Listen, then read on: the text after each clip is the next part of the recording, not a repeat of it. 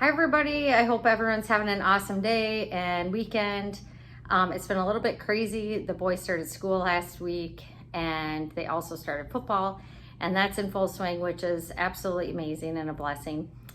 So last week actually, Max was going to do the prayer for the football team because they're going to do a prayer before each of the games, and they go to a public school, which is really cool that they're still able to do that. And he was going to do that, but one of his other friends said, no, I want to do it. So I messaged his mom and said, I am so impressed and I'm just so proud of him for wanting to step up and do it. And she goes, yeah, he was contemplating going back and forth whether he should do it or not, and he wrote it all down and wanted to make sure he had it all done right. And it was just really cool. I was just super proud of him. And so I told his dad how proud of him I was, and he's like, it's because you're being an example. And once again, not me, but God, right? Because I'm just his vessel and his tool, and it's just so cool how he works. And then Marilyn from Barn 45, one of the ladies I had met, she actually has land up in the Upper Peninsula, about 30 minutes from where my hometown is. And so she had a book that was called the Copper Harbor Women, which is Copper Harbor is up in the Upper Peninsula, over by Houghton. And she had opened up this used book and looked in there, and there was a feather right in the front page. I'm like, oh my gosh, that is so awesome how awesome our God is.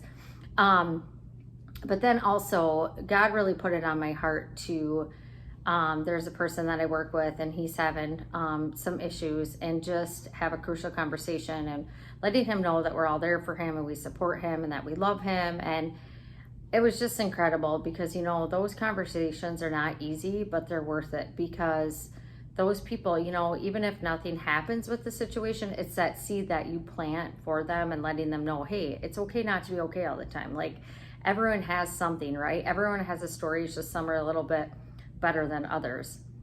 But it's just crazy. Yesterday, we were getting ready for Wendy, my sister-in-law's 50th surprise birthday party.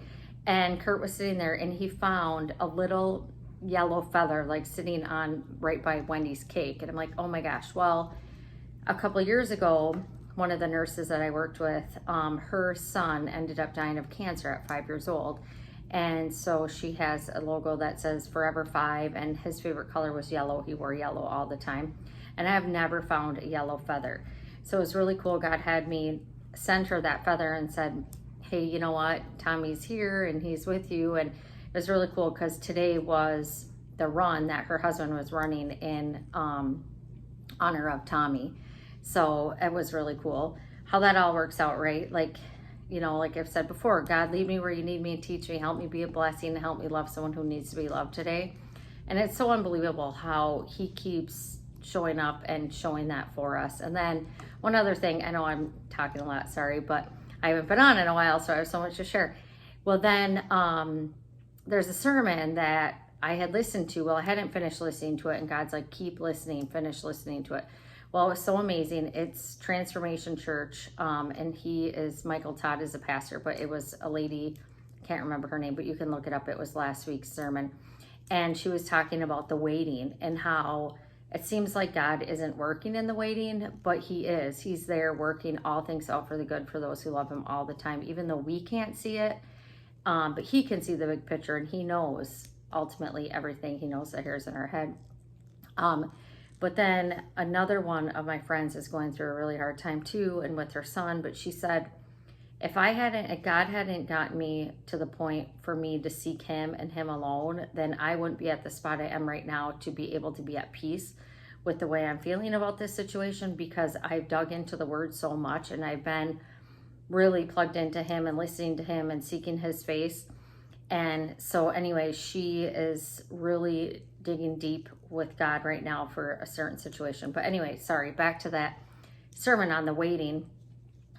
It was so crazy. Right at the end, she talked about how Isaiah 40:31, and I'm like, oh my gosh, there it is again, right? But it's all on the waiting. Like, you don't know, like, you get frustrated, but you just have to still seek him and know that ultimately the goal is heaven anyway. So might as well have fun while we're here and enjoy it, right? And then one other thing is my devotional for Wendy's yesterday for on her surprise birthday was Psalms 91, and that's Grandma's favorite verse, and we read it at her funeral. And then back here is, it says right here Psalms 91 on there as well. But anyways, just, God just keeps showing up and showing up and showing up. And I just can't wait to see what he's going to do for you, and just keep your spiritual eyes open and your spiritual ears open, and just keep focusing on him, because he is the way, the truth, and the life. Have a great night.